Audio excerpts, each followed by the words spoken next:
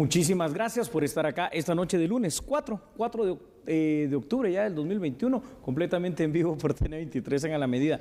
Mucho gusto de saludarte. ¿Cómo estás en esta semana, Sandy? Muy bien, Julio, buen inicio de semana. Gracias. Muchas gracias a ustedes por permitirnos llegar hacia donde esté con la información y el análisis del día. Sin duda alguna, uno de los temas de los cuales, bueno, no por redes sociales, pero por otras también redes alternativas, que incluso algunos hoy se unieron, estuvieron comentando, ¿no? La caída de Facebook y de otras plataformas. Desesperación en varias partes del mundo, si no en todo. ¿Dependemos tanto de las redes sociales? Vamos a analizarlo. Comenzamos entonces con el análisis. Así es.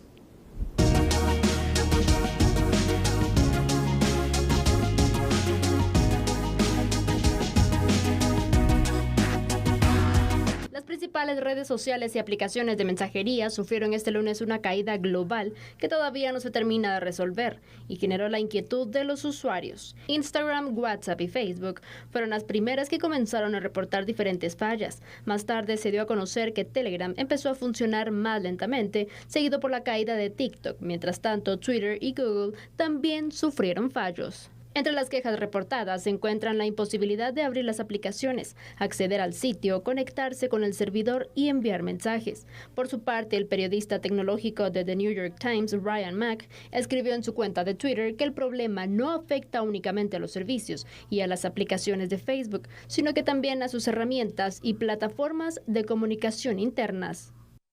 Desesperación, literalmente desesperación en miles de millones de personas alrededor del mundo. 6 horas que definitivamente se sintieron de forma intensa, larga, desesperante, sobre todo para muchas personas. A ver, el teléfono celular y todas las aplicaciones que se usan cotidianamente en él, y estamos hablando, por ejemplo, de estas Facebook, Twitter, Instagram, TikTok, WhatsApp para comunicarnos, parecen ser la mejor forma que actualmente hay de comunicarse. No la mejor en cuanto a que sea lo más recomendable, pero sí la mejor en cuanto a lo que más se use. Y esto, Sandy, provocó realmente el poder darnos cuenta cómo la sociedad actual depende, ya, no es una adicción, es una literal dependencia de las redes sociales. Exactamente, Julio. La comunicación que establecemos, bueno, son especialmente por estas plataformas, por estas redes sociales, que al final hoy, pues bueno, se vio complicado. Aparte de esto, hay que mencionar algo, que ya nos acostumbramos a enviar mensajes y no llamar, pero sí, ahora nos tocó o enviar mensajes de texto o hacer llamadas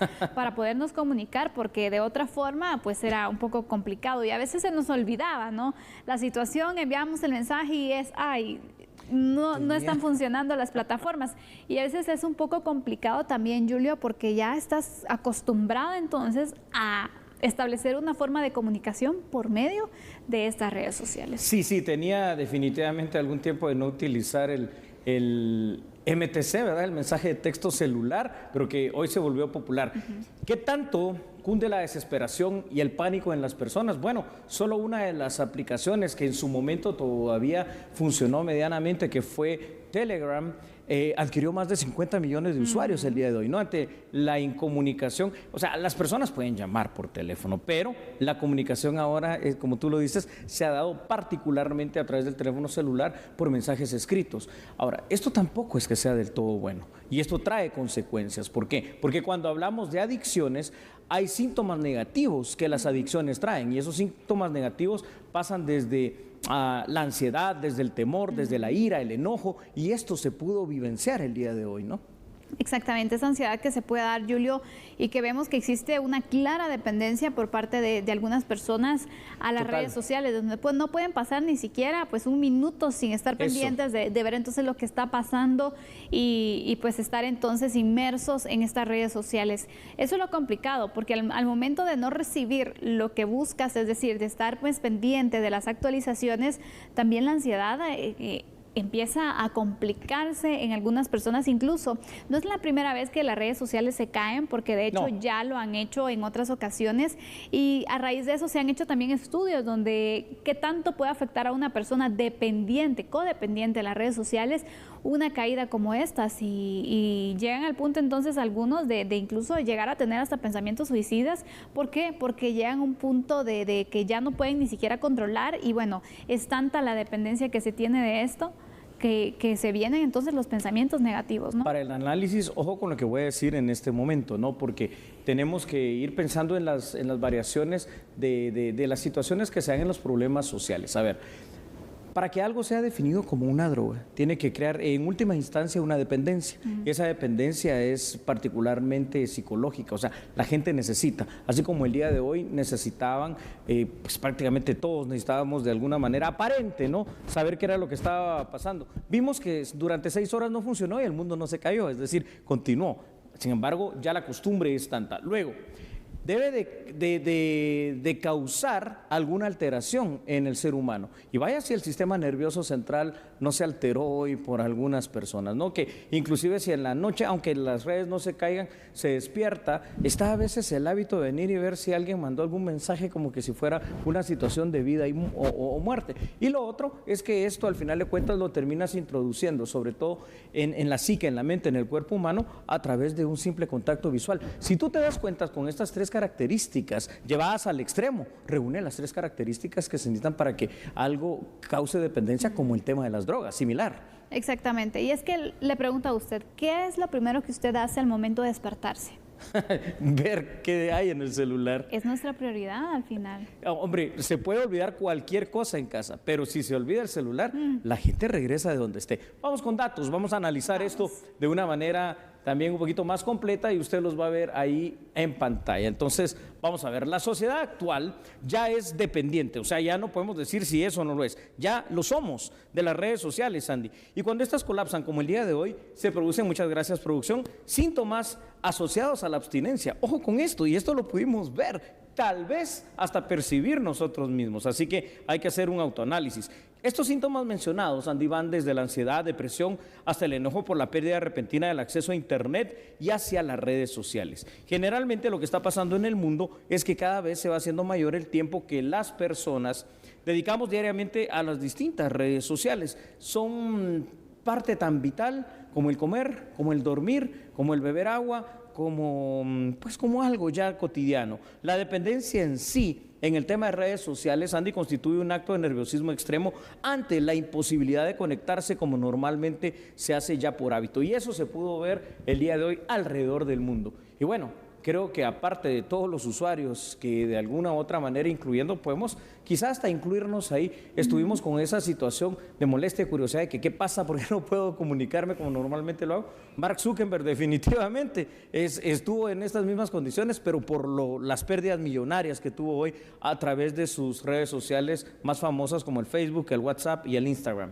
Totalmente, Julio. Mira, la verdad es de que las redes sociales se han convertido también en una forma de poder entonces trabajar, de poder pues establecer una comunicación en los negocios, y hoy vimos que eso también se vio afectado, porque por ejemplo hay muchos emprendedores que utilizan las redes sociales, ¿no? No tienen un local, no tienen un negocio físico, solamente es por medio de redes sociales, y que hoy les afectó sin duda alguna. Sin duda alguna, porque al final de cuentas esto impidió económicamente también el desarrollo de muchas actividades, porque se dan a través de las redes sociales también estas situaciones. Ahora, es interesante el ponerse a reflexionar en este momento.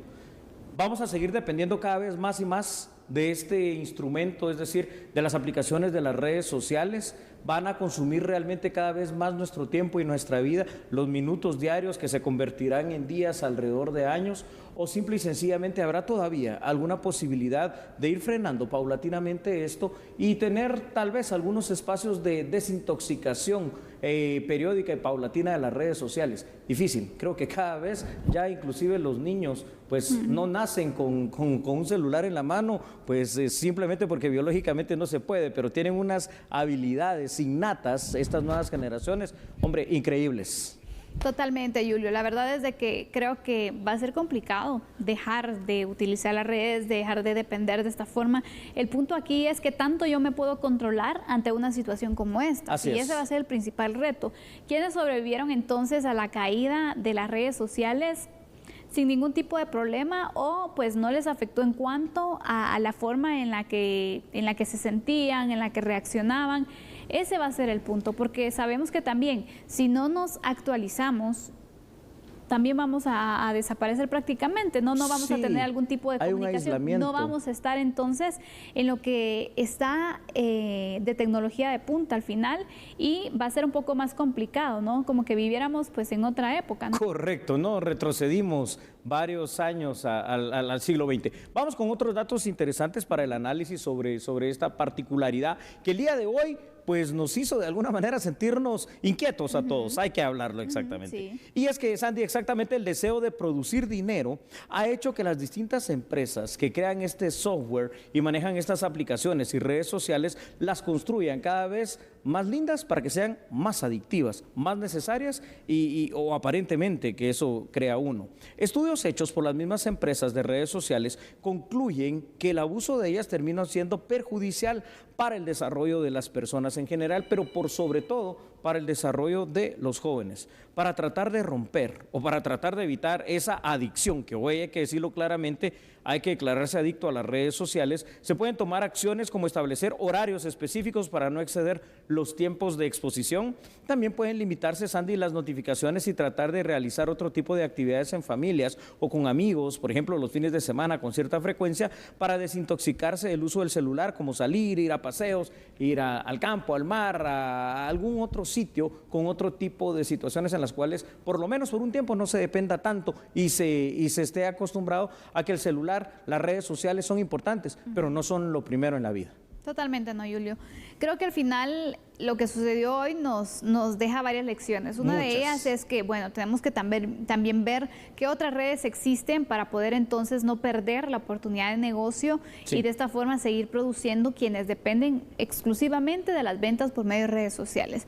Otro punto es, bueno, ¿qué existe aparte de las redes sociales? Porque también hay quienes están tan metidos en el teléfono que, bueno, el tiempo tal vez en familia, el tiempo con los amigos, el tiempo con los compañeros de trabajo se pierde. Y hoy tuvieron la oportunidad de, bueno, de poder entonces interactuar un poco más, tal vez, de llamar, de utilizar otras formas de comunicación. Entonces también tenemos que evaluar eso, establecernos nuestros horarios, establecer ese control, y si nos damos cuenta que nos afectó de gran manera es porque tenemos que hacer algo para no ser codependientes de estas redes. Eso es correcto. Y hoy, ya para concluir, muchas personas descubrieron Telegram, descubrieron Signal, por lo menos para usarlo de una manera más cotidiana, y Twitter terminó demostrando, aunque también tuvo fallos al final, que es una de las plataformas que sigue siendo más confiable cuando las demás fallan. Entonces, esto hay que analizarlo, pero un equilibrio y un balance. ¿Te parece si damos acá por terminado este tema? Por mientras supuesto. usted analiza en casa qué tan nervioso estuvo hoy?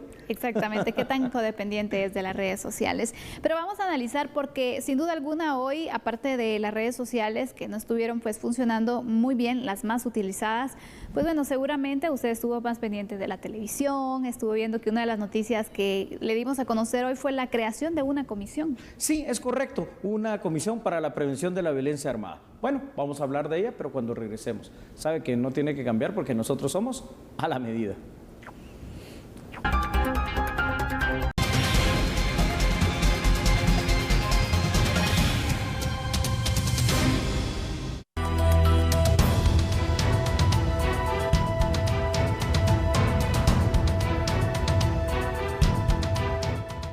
El viceministro de Prevención de la Violencia de la Cartera del Interior presentó estadísticas de los hechos delictivos registrados en contra de la adolescencia al 29 de septiembre de 2021.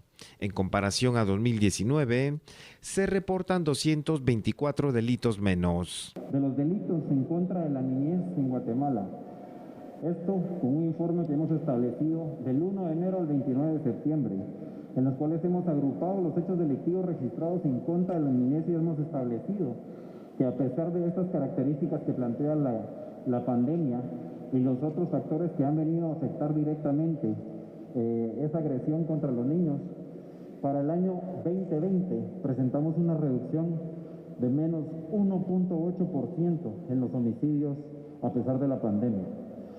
Y si hacemos una comparación del año 2021 con relación al año 2019, presentamos 24 delitos menos registrados, que representan un menos 12.8% en la reducción de homicidios. El viceministro de Gobernación indicó cuáles son los departamentos donde se registran más casos de violencia contra la niñez y adolescencia. Principales departamentos con la mayor proporción de delitos en contra de la niñez, y les quiero mencionar los primeros 5. La proporción se maneja de manera porcentual, donde de alguna manera destaca principalmente el departamento de Guatemala con casi un 38% de este tipo de incidencia criminal. Bajamos entonces al departamento de Escuintla con un 8.1% del país con este tipo de delitos. El número 3 es Petén con 6.7%, Alta Verapaz con 6.0%, Chimaltenango con 4.4% y el resto de departamentos presentan abajo del 3% de esta incidencia. Según el Ministerio de Gobernación, los delitos que afectan a los menores son las lesiones, homicidios, delitos sexuales y la violencia intrafamiliar. Normalmente, Sandy, generalmente tu servidor no es como que muy amigo de la creación de más burocracia. Ojo, ¿verdad? En primera instancia hay que decir que esta comisión contra la violencia armada tampoco debería significar necesariamente crear más puestos de trabajo en el Estado, porque podrían ser ya sea los ministros, viceministros, directores o encargados de las distintas instituciones, o sus delegados o sus representantes, quienes integren esta comisión. Pero entonces ahí habría un problema, porque se quedaría solo en una comisión de nivel técnico, político, alto, pero que no pasaría a la parte operativa. Y entonces aquí viene la otra situación. Toda acción de prevención en contra de la violencia, en este caso de la violencia armada, es bienvenida, claro. Definitivamente que lo es. La cuestión es cómo va a ser esa coordinación interinstitucional. A mí particularmente me agrada mucho el hecho que hayan incluido al Ministerio de Educación, porque desde ahí empezamos a prevenir, ¿no? Con los pequeños. Ojalá entonces hay que darle el beneficio de la duda para que funcione de la manera en que debe ser. Totalmente, que sea una coordinación entonces de esfuerzos, pero que sean esfuerzos que sean inmediatos y que aparte de esto entonces también no sea solo invertir o gastar en este caso, sino hacer funcionar una verdadera política en el tema de la prevención de la violencia armada. Yo lo que creo que es muy importante también que nuestra sociedad lo demanda, de hecho. Sí, lo necesitamos, porque lo hemos hablado acá en A la Medida muchísimas veces. Dentro de tantas prioridades que tenemos en Guatemala, tal vez la primera de ellas, y sin el tal vez, la primera de ellas es lograr combatir tanta violencia, no tanta situación de inseguridad que hay. Y esto está bien porque va encaminado hacia algo que el Estado de Guatemala no hace normalmente, que es la prevención. Ahora bien, también hay que tomar en consideración otra parte, y esta es una parte constitucional. Es decir, si bien el artículo 2 constitucional dice que el Estado de Guatemala debe de proteger la vida y la seguridad del guatemalteco, entre otras cosas, también el artículo 38 de la Constitución permite el hecho de que el guatemalteco, para el tema de la defensa propia, pueda tener armas de uso defensivo, la tenencia y la aportación de la misma. Entonces habrá que encontrar allí ese equilibrio, porque creo que la comisión no iría orientada hacia ello, sino que iría orientada más bien a tratar de que no haya un tráfico de armas ilícito o aquel mercado negro que da armas a los sectores del crimen organizado. ¿Cuáles serían entonces esas funciones, Julio, que tendría esta comisión y cuál es el objetivo de su creación? ¿Cómo lo veo yo? Primero, lo veo en primer lugar como el fracaso del llamado Sistema Nacional de Seguridad, que para eso debería existir. Entonces, esta comisión, si ahora va a tomar esta situación de prevenir la violencia armada en Guatemala, por su constitución, que es el Ministerio de Gobernación, Relaciones Exteriores, Ministerio de la Defensa, el Ministerio de Salud, Ministerio de Gobernación también, tiene primero que tomar estrategias, y esas estrategias tienen que transformarse en algo. Primero, en políticas de Estado, no de gobierno, políticas que trasciendan 4, 5, 10, 20 años. Para empezar, tienen que tener una línea basal de lo que ellos tienen que hacer, es decir, ver la situación como está ahorita con relación a la violencia armada, así de cruda como sea. Y luego tienen que hacer las líneas de acción con sus programas y con sus proyectos. Pero este diseño de toda esta planificación, porque primero tienes que planificar lo que vas a hacer, porque si no vas a la deriva improvisando, y todo tiene que basarse en una planificación que después debe llevar un componente que tú mencionas mucho, que es el monitoreo y evaluación para ir cambiando lo que haya que cambiar. Esto no creo yo que lo puedan hacer, no que no lo puedan hacer porque no sepan, sino que no lo puedan hacer por falta de tiempo las autoridades de todas estas instituciones. Entonces, ahí es donde me surge la duda,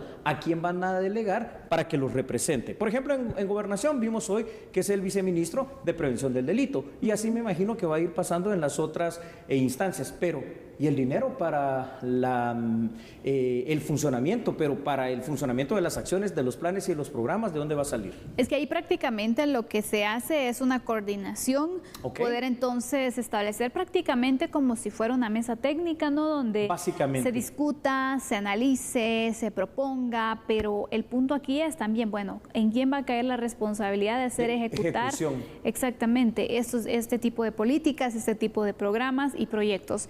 Este es el punto, Julio, porque al final de análisis, de posturas, de mesas técnicas, el país yo creo que no cambia, el país va a cambiar en la medida que se ejecuten las acciones, ¿no? Así es, y yo creo, antes de ver los primeros datos, que de estudios y análisis ya tenemos demasiados, lo que necesitan son las acciones, pero esperemos entonces que encuentren un ente que sea ese ente organizador, el ente ejecutor, pero que no signifique lo que dije al principio, más burocracia y más gasto. Vamos con los primeros datos, por favor, porque esto es verdaderamente importante que todos lo sepamos. Ahí está en pantalla. El Ministerio de Gobernación publicó, Sandy, 2 acuerdos gubernativos. El acuerdo 198-2021 crea la Comisión Nacional para la Prevención de la Violencia Armada y el acuerdo 200-2021 crea el Comité Nacional de Seguridad Cibernética. Según el acuerdo 198-2021, la Comisión tiene por objetivo evaluar y dar seguimiento a las políticas, estrategias, planes y programas para prevenir y combatir la violencia armada, reforzando las capacidades del Estado a través de coordinación y articulación interinstitucional. Entonces aquí ya vamos a desglosar esto en las palabras claras y sencillas. Es una mesa técnica, tú lo dijiste muy bien, esa es esta comisión, van a coordinar qué acciones, mira, cuando haya una orden de aprehensión, cuando hayan algún otro tipo de acciones preventivas, cómo vamos a actuar, cómo es que va a estar esa interacción y esa comunicación y articular lo que ya existe. ¿Y qué es lo que ya existe? Hay una política nacional de seguridad, bueno, que se haga realidad. Hay planes, programas y proyectos que ese Sistema Nacional de Seguridad ha hecho, que la Comisión de Análisis y Seguimiento de ese sistema también ha hecho, bueno, entonces que se ejecuten. Yo creo que por ahí va la situación. Totalmente, puede ir entonces encaminada en este sentido. El punto aquí, yo creo que hay muchas dudas porque pues no hay claridad, donde se ha dado a conocer entonces de qué forma van a estar operando, pero hay que dar un compás de espera, ¿no? Para ver entonces los resultados, porque puede ser que sea un buen proyecto, pero al no tener entonces tanta información, creo que existen ciertas dudas, ¿no? De cómo podría funcionar. Pero también, si después de un tiempo vemos que no funciona y que al contrario solo está quitando esfuerzos de las otras instituciones, entonces, sería de evaluar, ¿no? Es de evaluarlo. Entonces, esto tiene que tener también una temporalidad para esa evaluación. Antes de los otros datos, hay un tema que a mí me preocupa, es el tema legal. El acuerdo gubernativo es una base legal muy, muy débil la que ellos tienen. En cualquier momento pueden desaparecer. En este mismo periodo, en cualquier otro periodo de gobierno, porque es fácil de quitarlo, no es solamente otro acuerdo gubernativo para quitarlo. Eso es una debilidad. Vamos con otros datos. Con mucho gusto, claro que sí, Sandy. Vamos a ver ahí en pantalla estos otros datos para que usted conozca más. La comisión fue creada inicialmente el 3 de mayo del año 2013, o sea que tampoco es algo nuevo, ¿no? Sin embargo, venció el año pasado y no supimos de su funcionamiento. Eso preocupa más y es renovada en estos momentos para continuar impulsando la prevención, que es muy importante. Según el acuerdo gubernativo, la comisión ejercerá sus funciones durante un plazo de 10 años, pudiendo prorrogarse si se estima necesario. La participación de los integrantes de la comisión en las sesiones serán ad honorem, eso me parece muy bien, por lo que no genera el derecho a percibir dietas, honorarios u otro tipo de emolumento. Además, la comisión no tendrá asignación presupuestaria, eso me parece muy mal, dentro del presupuesto general de ingresos y egresos del Estado para el cumplimiento de sus atribuciones. Entonces estás creando un ente que es para ir a discutir, para ir a platicar, para ir a coordinar, pero que no tiene el elemento efectivo para poder hacer. Y esto llama la atención. Llama la atención otra cosa, Sandy. Si funcionaba desde el año 2013 y ahorita se está renovando, entonces quiere decir que en una primera instancia esta comisión no funcionó, porque yo, al menos personalmente, y te digo, trabajé 20 años en Seguridad y Justicia, yo ni la conocía. Tal vez no tuvo tanta relevancia entonces en cuanto a los resultados que pudo tener. Probablemente. Yo creo que 10 años, bueno, se ha establecido por 10 años nuevamente, pero que también, si en un año, por ejemplo, no empieza a funcionar y a tener sus resultados, sería de evaluar, ¿no?, la Sí, continuidad, porque sí. también no vamos a, repito, no vamos a desperdiciar los esfuerzos que puede tener o el desgaste que podemos originar en algunas instituciones, cuando mejor se deberían de estar enfocando en sus actividades, en las acciones que puedan emprender y solamente coordinar entonces en cuanto a proyectos en conjunto de forma interinstitucional. Es que eso lo pueden hacer sin necesidad de una comisión, ¿no? Sin necesidad de ninguna comisión, porque ¿sabes qué es lo que a mí me preocupa? Que se vaya a convertir en algo que también, bueno, en el tiempo se ha mantenido, ¿no? Y es importante que exista la instancia coordinadora de modernización del sector justicia, pero que si vamos a cuestiones concretas, aunque han hecho cuestiones que son realmente importantes, como acercar la justicia a través de los centros de administración de justicia, muy pocas personas saben del funcionamiento y de los logros que han tenido. La coordinación interinstitucional es básica, es fundamental, ¿no? Para que no se hagan esfuerzos dispersos, sino que haya una coordinación estatal. Exacto. El crimen está organizado, el Estado tiene que estar organizado, pero la duda que me queda es que qué tanto en lo operativo van a poder hacer. Sí, ojalá, en lo personal, yo quisiera y apuntaría más a la prevención, y esa prevención la vamos a tener en los niños, esa prevención la vamos a tener en la educación, esa prevención la vamos a tener, por ejemplo, con las actividades que puede hacer el Viceministerio de Prevención del Delito, ya yendo a los barrios, a las zonas rojas, a tratar de rescatar espacios para la población. Por ahí podría ir la situación, es decir, ir aplicando la teoría de las ventanas rotas, que fue lo que funcionó en Nueva York con Rudolph Giuliani, por ahí. Así es que, bueno, se ha creado nuevamente esta comisión, 10 años se ha establecido. Veremos entonces cuáles son los resultados, cómo es que van a estar funcionando también, porque necesitamos más información sobre cuáles son los proyectos que se podrían estar implementando y ejecutando en los próximos meses. De momento nosotros hacemos una pausa, pero regresaremos también con un tema de análisis sobre situación de las empresas de seguridad privadas, pero las que no están legalmente. Ah, sí, las piratas, ¿no?, que salen a cada instante. Bueno, no cambie, recuerde que somos a la medida.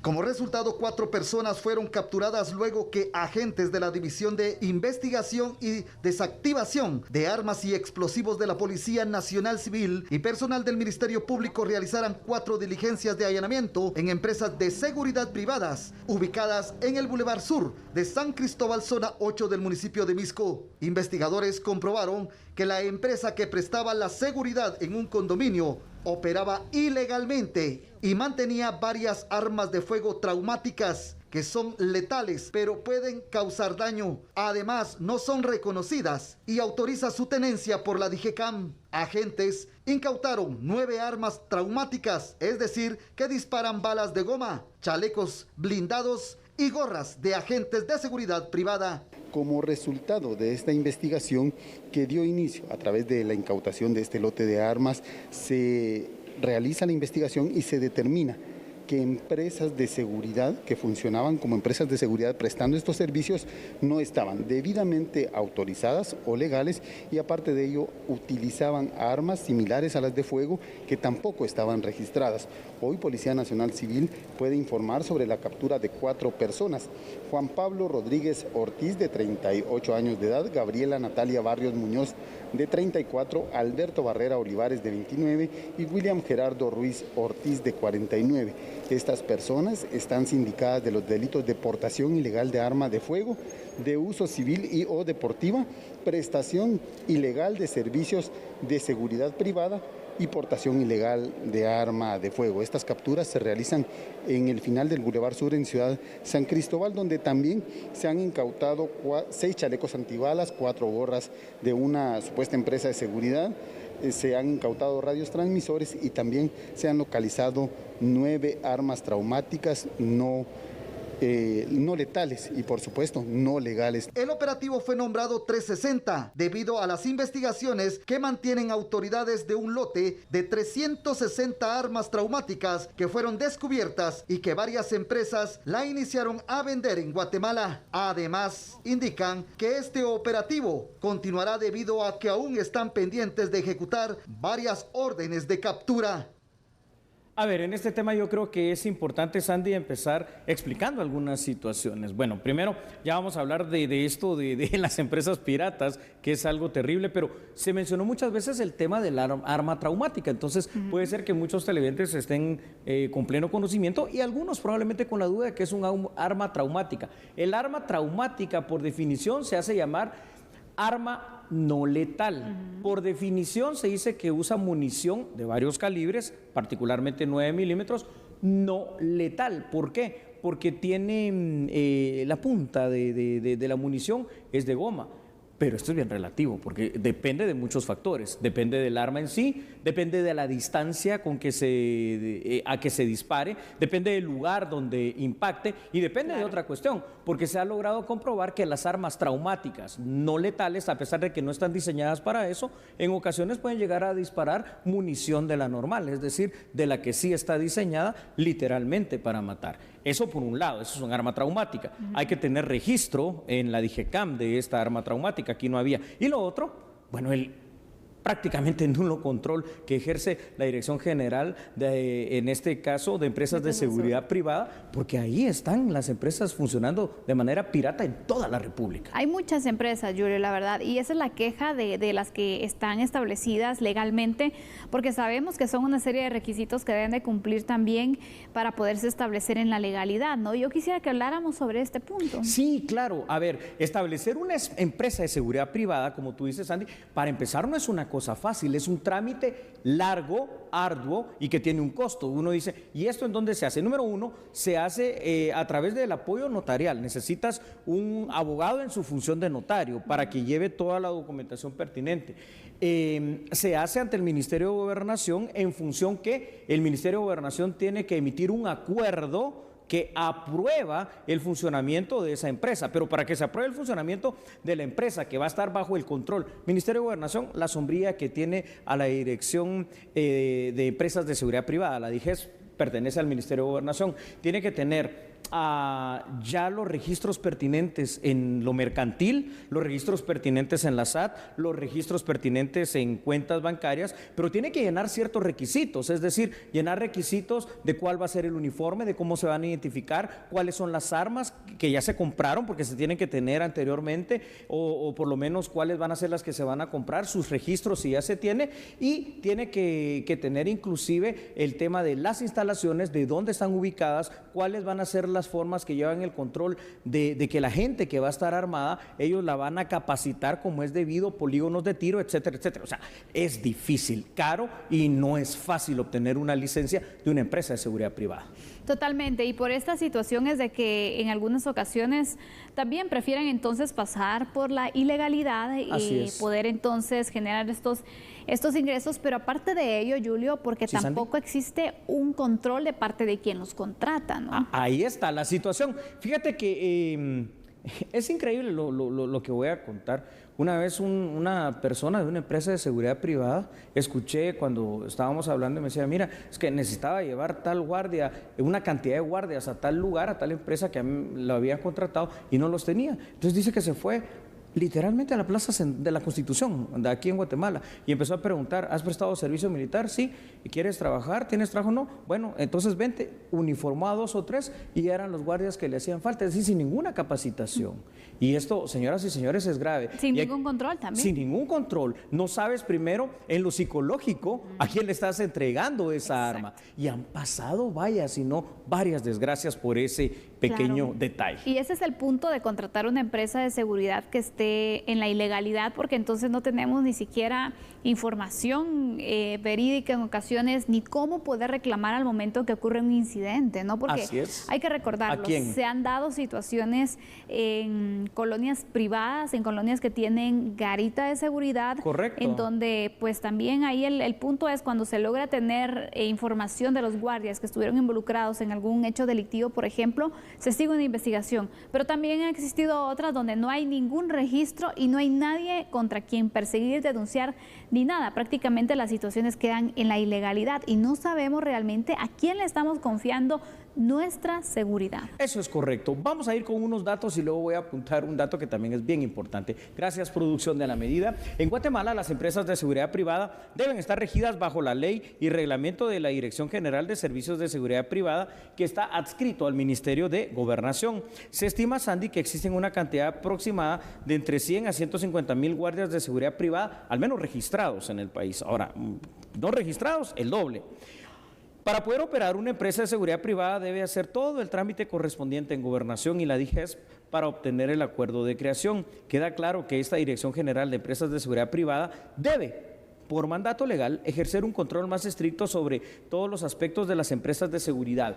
Y ahora sí, voy con otro dato que diríamos es verdaderamente terrible y perturbador. Estas empresas de seguridad privada piratas, además se ha comprobado otra situación, pagan un salario que es hasta por lo debajo del salario mínimo legal permitido, entonces tienen a un personal no preparado, no motivado, que va a estar dispuesto definitivamente a defender absolutamente nada, que solo está ahí de mala gana porque no tuvo otra opción, y un personal que de pronto te lo ponen en garitas en las colonias, que te va a contestar con mala educación, que va a crear problemas y que muchas veces también ha pasado fuera de esos conflictos que han armado, se han servido más bien de inteligencia para algunos estratos del crimen organizado y después hacer algún secuestro, algún robo, algún hurto en las casas. Una cosa verdaderamente dramática. Mientras tanto, la ganancia se va directamente para los dueños, ¿no? Porque correcto. También, Julio, pagar seguridad privada no es algo barato. No, por barato que una empresa pirata, estamos hablando de una empresa pirata, te ponga a un guardia en ese lugar, unos 3,000, 3,500 quetzales, de los cuales la mitad por lo menos es para la empresa y el resto para el guardia, cuando bien va. Pero ya solo desde ahí deberías de ir sospechando y deberías de pedir algo. Fíjate, cuando la gente, las colonias, las empresas quieran contratar una empresa de seguridad privada, pídanles que les den, que les muestren la patente de comercio, pídanles que les muestren, ¿verdad?, lo que es su acuerdo de creación. Si no lo tiene, aléjese, porque lo que va a contratar es problemas. Y también se pueden comunicar a la dirección Correcto. que supervise entonces el tema de las empresas de seguridad privada, porque ellos también tienen el registro de las empresas que están legalmente constituidas, y ahí los pueden orientar también, ¿no? Ahí los pueden orientar porque exactamente está ese registro. Vamos con otros datos, por favor, importantes para el análisis como siempre, y es que fíjense ustedes, a pesar de los trámites que se deben de cumplir, aún persiste el hecho de que varias empresas de seguridad privada están funcionando de una manera absolutamente ilegal, y hoy lo pudimos comprobar.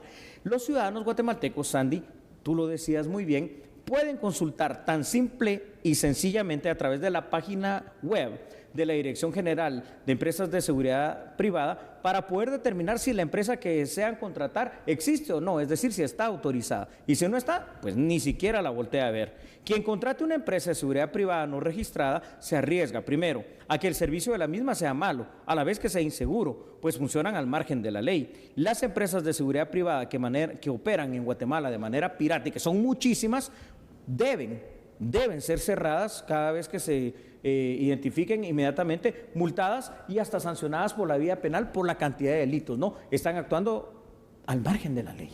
Así de sencillo. Tal bien. ¿Es de fortalecer también la Dirección General de Empresas de Seguridad Privada, Julio? ¿O de qué forma se puede tener un mayor control? Porque lo que sí es cierto es de que la seguridad privada es un tema que ahora constantemente ya es una necesidad, exactamente, y por lo tanto también surgen nuevas empresas a las cuales nos estamos arriesgando de contratar, y por eso hoy le queremos dejar ese mensaje: investigue bien antes de hacer un contrato y de pagarle a alguien, para tener también una seguridad para el vecino. Un respaldo, ¿verdad? El camino pasa precisamente por fortalecer efectivamente, como tú lo has dicho, la Dirección General de Empresas de Seguridad Privada. ¿Eso qué significa?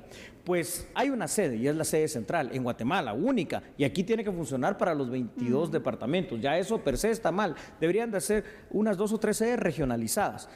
¿Cómo hacen ellos para controlar? Hay inspectores, pero los inspectores no son suficientes a nivel nacional. Entonces ahí hay que reforzar eso. Pero también pasa por el combate a la corrupción y el combate a la impunidad. ¿Por qué? porque se ha comprobado en muchos casos que estos inspectores si logran identificar estas empresas de seguridad privada, pero viene la dádiva, ¿verdad? El cohecho activo y pasivo, y entonces como que si nada ha pasado y las empresas continúan funcionando al margen de la ley por mucho tiempo. ¿Por qué al margen de la ley? Solo el hecho de que no estén registradas es malo, pero las armas que tienen, al menos registradas por la empresa en la DIGECAM, no están, porque es una empresa que no existe. Entonces vaya usted a saber si están registradas o de dónde salieron esas armas. Hay que tener mucho control. Recuerden que no le están haciendo el favor a usted en el que llegan y de gratis le están dando la seguridad privada, sino que usted va a pagar y por lo tanto, si usted paga, tiene el derecho de exigir, y exigir es que les muestren entonces la papelería, poder investigar si están legalmente establecidas, y si no, imagínense, porque funciona también otra situación, que bueno, como es la más barata, nos arriesgamos, lo barato nos puede salir caro. Lo barato sale muy caro, así que vamos a la pausa, por favor, regresamos con la información nacional. Solo recuerde que somos a la medida.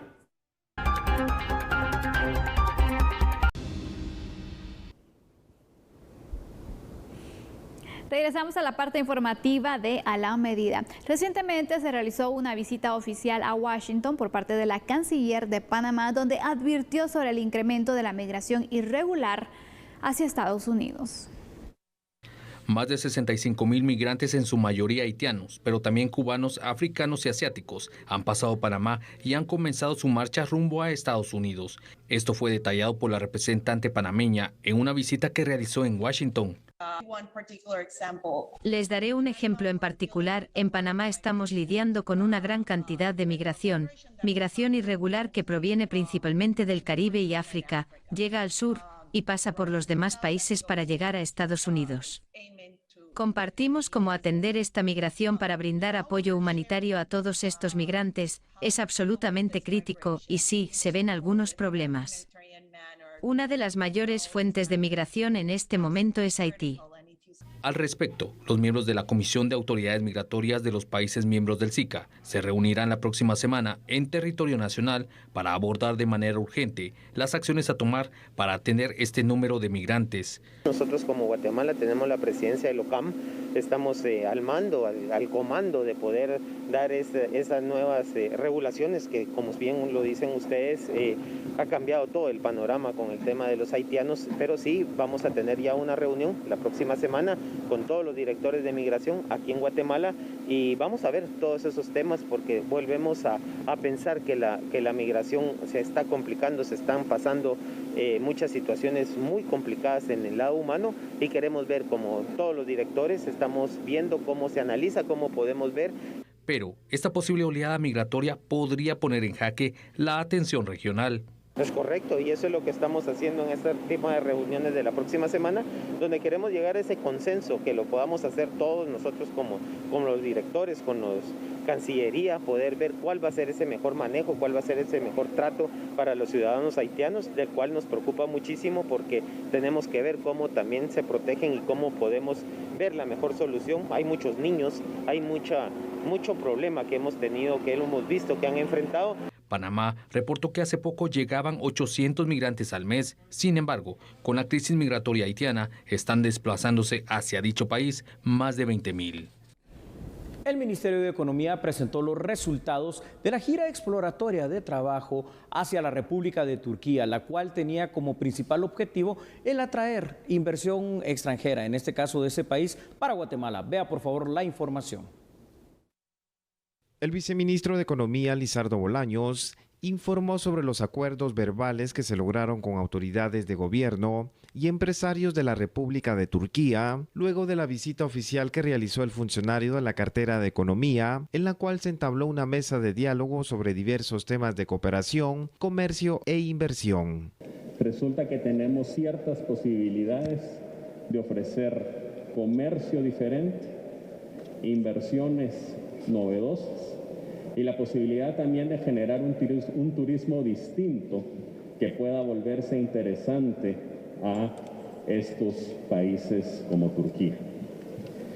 La razón por la asistencia tuvo que ver con la invitación por parte del Ministerio de Industria y Tecnología a el Festival Anual Aeroespacial y de Tecnología Tecnofest. ¿Por qué es importante esto? Les diría yo que hay varias oportunidades importantes para los guatemaltecos en ese contexto. Tema número 1, las posibilidades de entrar en contacto con soluciones que puedan beneficiar a las empresas guatemaltecas. Desarrollo de drones, por ejemplo, que pueden ayudar a mejorar los servicios de agricultura en términos de la detección de patrones en las cosechas. El funcionario del Ministerio de Economía indicó sobre la negociación en mediano plazo de un acuerdo de alcance parcial para el intercambio comercial entre ambas naciones. No es tratado de libre comercio lo primero que estaríamos buscando, porque eso sí puede tardar varios años solo la negociación. Estaríamos hablando de un acuerdo de alcance parcial y eso significa que es un acuerdo de apertura económica entre ambos países y nosotros creemos que en menos de 2 años pudiera ser eso. Claro, lo importante va a ser la presencia del ministro en Turquía en los próximos meses para poder sentarse a la mesa con ellos para poder plantearlo. La gira a la República de Turquía se suma a las visitas que realiza el ministro de Economía Antonio Maluf en Asia con la finalidad de proporcionar al país nuevos mercados para la atracción de inversión. Las autoridades de la ANAM esperan que los diputados puedan agilizar el análisis de la Ley de Compras y Contrataciones del Estado. Lamentablemente se quedó en el tintero, toda vez que el momento en que el presidente hizo que se hicieran algunas revisiones coincidió con que los diputados se fueron a su periodo de descanso y entonces es justo de que ya ahora se vuelva a poner el tema sobre el tapete para que nos puedan resolver a favor, toda vez que lo hemos anunciado públicamente, esa ley no está considerada directamente y no es aplicable para todas las municipalidades. Muchísimas gracias por su sintonía y mañana a las 21 horas aquí le esperamos. Que descanse, feliz noche, hasta mañana. Chao.